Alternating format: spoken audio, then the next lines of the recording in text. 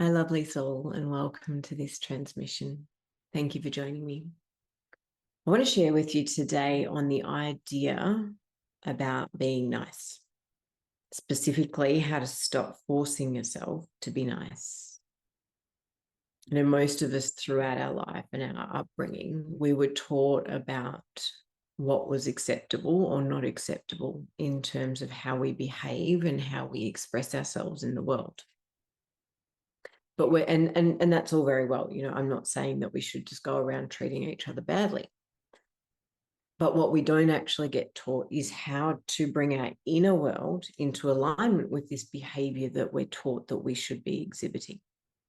And so what generally happens is that, we end up in this cycle of forced behavior where we leave our cups empty because we're doing what we think is the acceptable behavior in how we relate to other people, in saying yes or in being obliging, submissive often.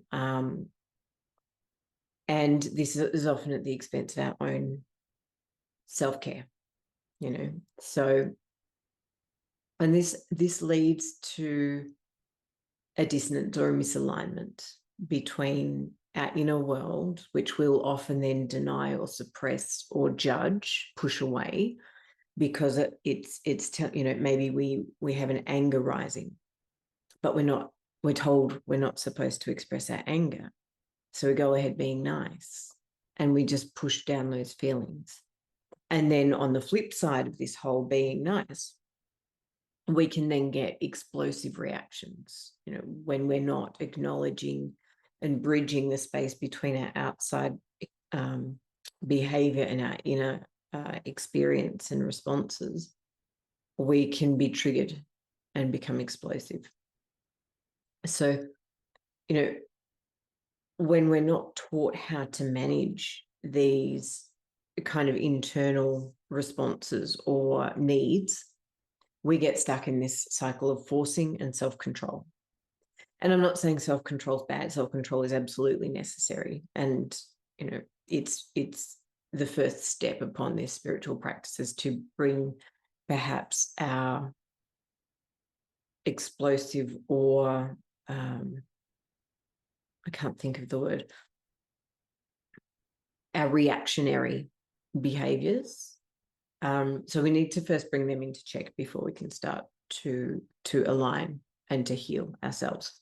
But the other thing is that, when we start tuning in and we can notice this behavior, how perhaps we dishonor ourselves or we feel left, we're left feeling depleted when we find ourselves obliging or perhaps not being authentic to ourselves.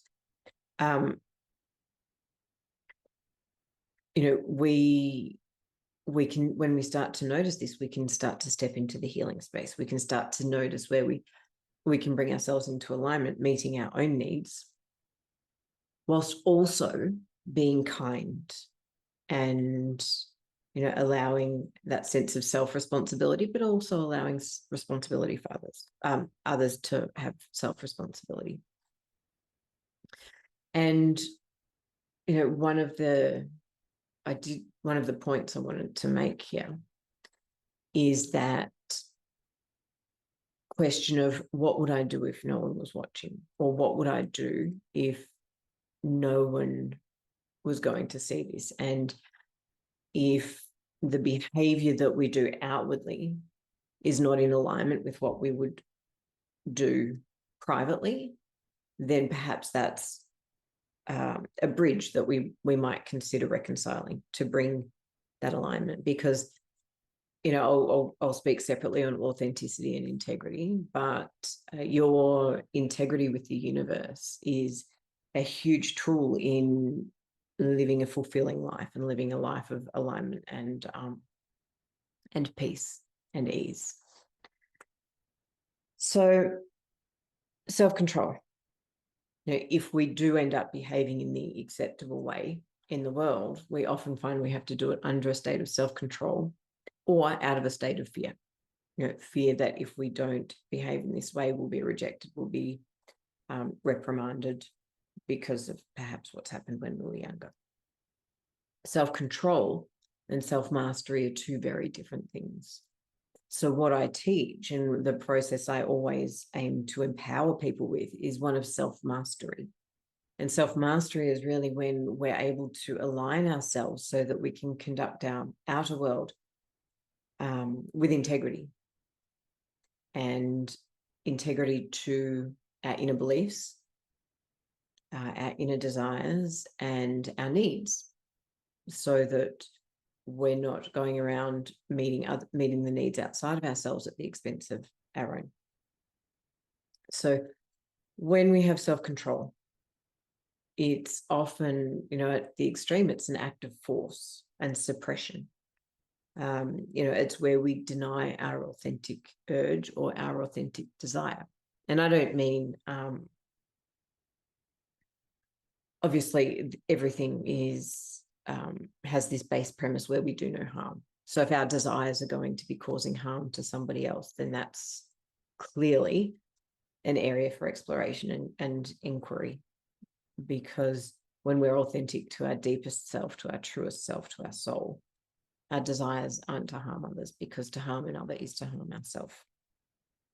But that's a bit of a tangent as well. So when we act from self-control and doing what is acceptable because it's what we need to do, when it's out of fear or out of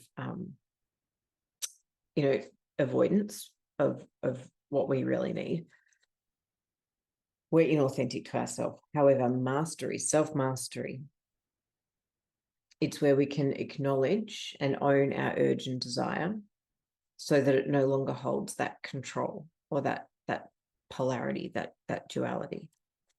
And this is kind of what I referred to a moment ago, is in the art or in the process of self-mastery, we look at what is out of alignment. Why is this, and I used to, when I was very young, I started living along the lines of, if I was going to do something that would make me ashamed for somebody else to know about it, then I would seriously examine that course of action, simply because it would take me out of my integrity. Obviously, we are entitled to our privacy in our private life. That's a whole different matter. But things like sneaky behavior, lies, cheating, loyal issues around loyalty and things like that. So that's always a good kind of gauge if that's something that resonates with you.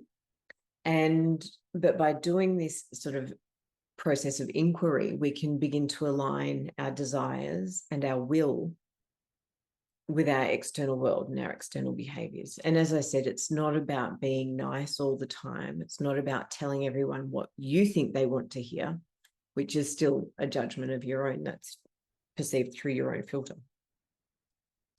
It's about granting yourself and others the courtesy and the respect of authenticity and of truth. And, any truth can be expressed with kindness.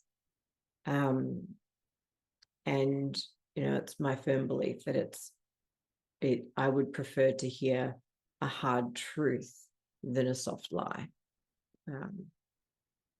So that's just something to keep in mind. So, in terms of coming back to this, the theme, stop forcing yourself to be nice.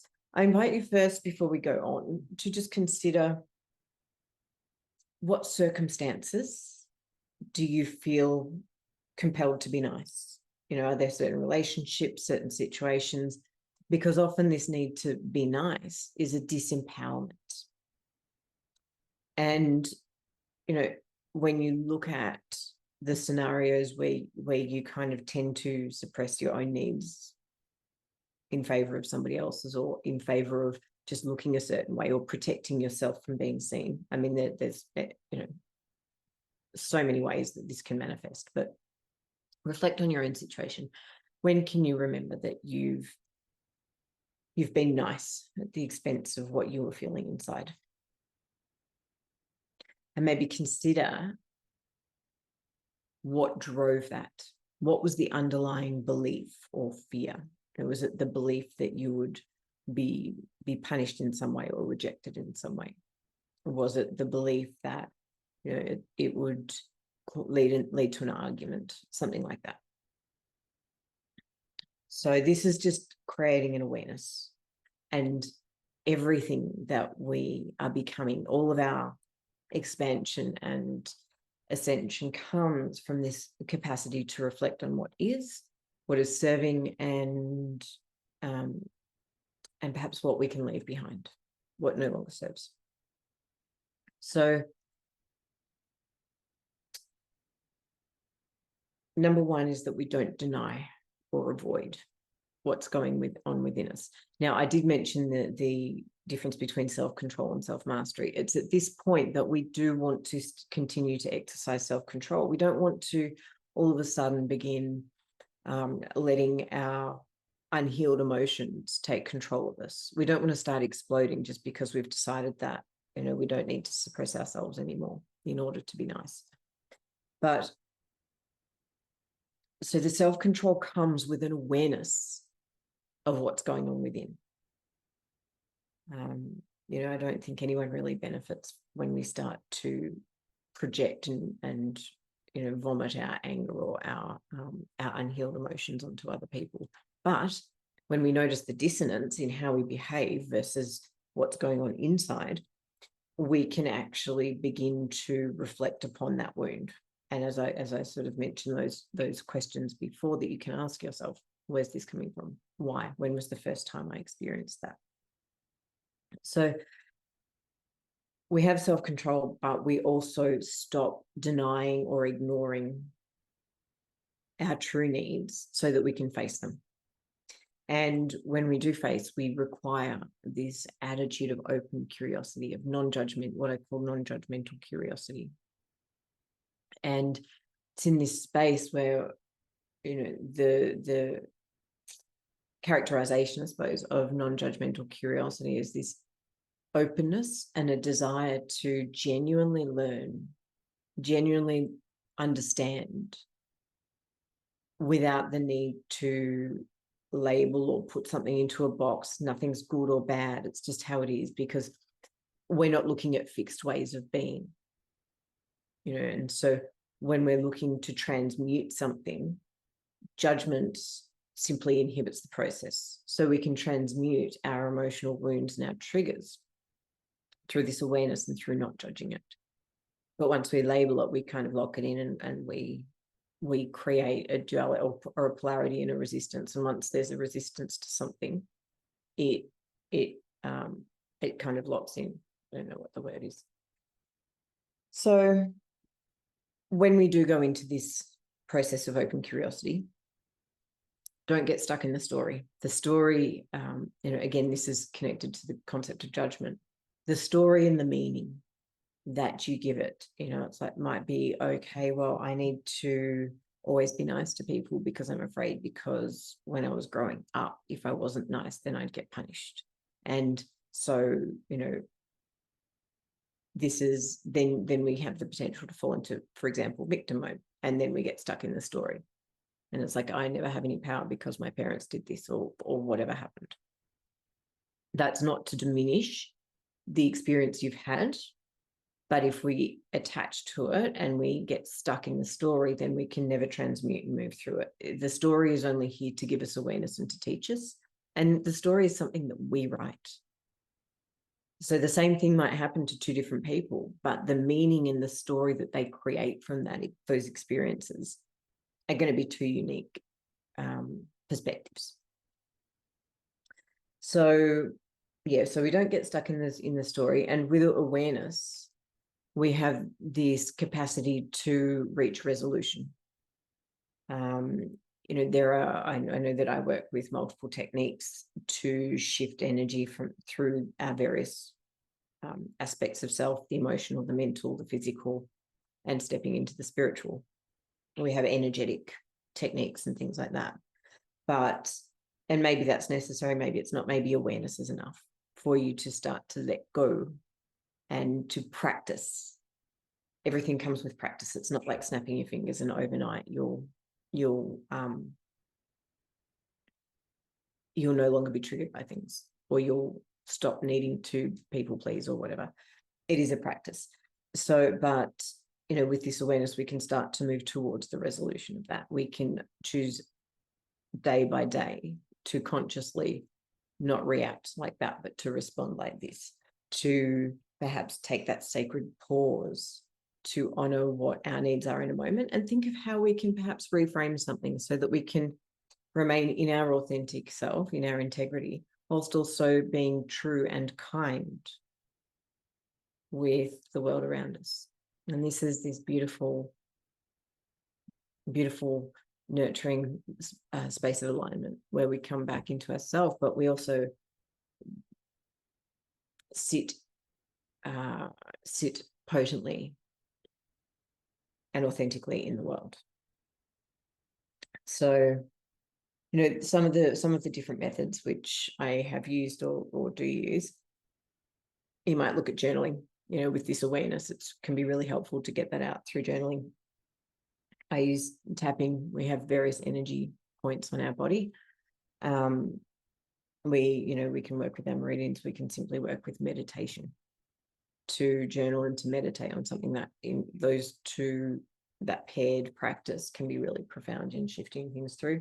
And somatically, yoga, or stretching. Mindful conscious stretching is a really great way to move stuck energetic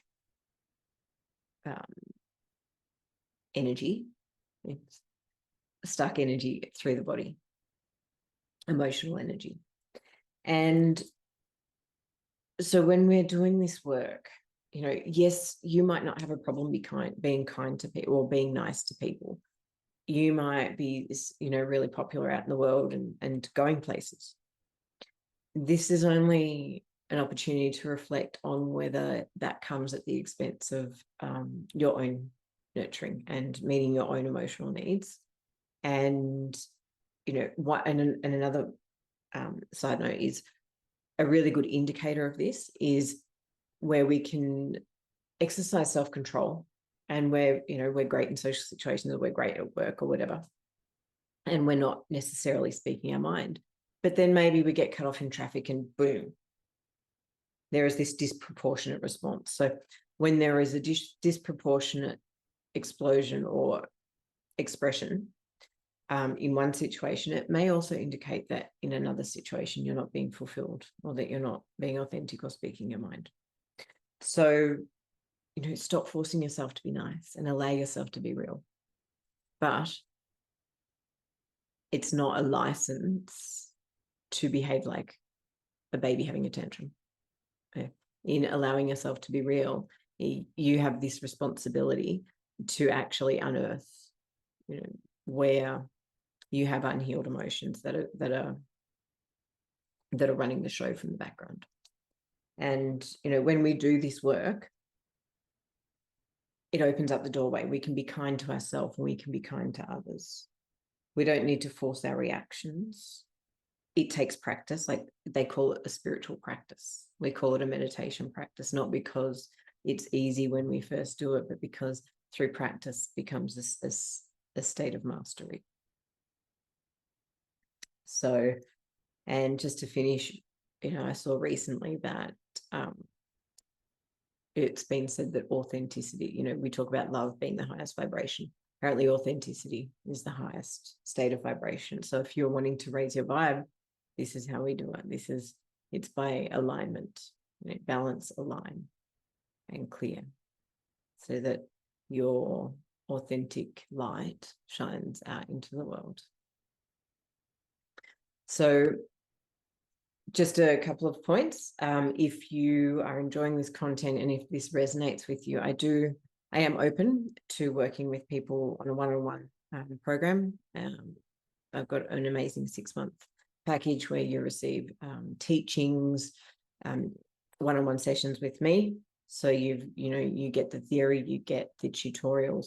We have potent energy practices and meditations, and all of that sort of packaged up so that we have a 6-month real transformation into your sense of empowerment, your sense of authenticity, and really inner freedom and peace. So if that's something that interests you, just drop a message or book in a free alignment call. I'll pop the link in the comments below. And otherwise, if that's not for you at the moment, I would love it if you like, comment, or subscribe to this video or to the channel. And if you have any thoughts or any requests, I would always love to hear from you. So I just want to share so much love and blessings for you. I hope that life is wonderful and that the year 2024 brings you all of your heart's desires.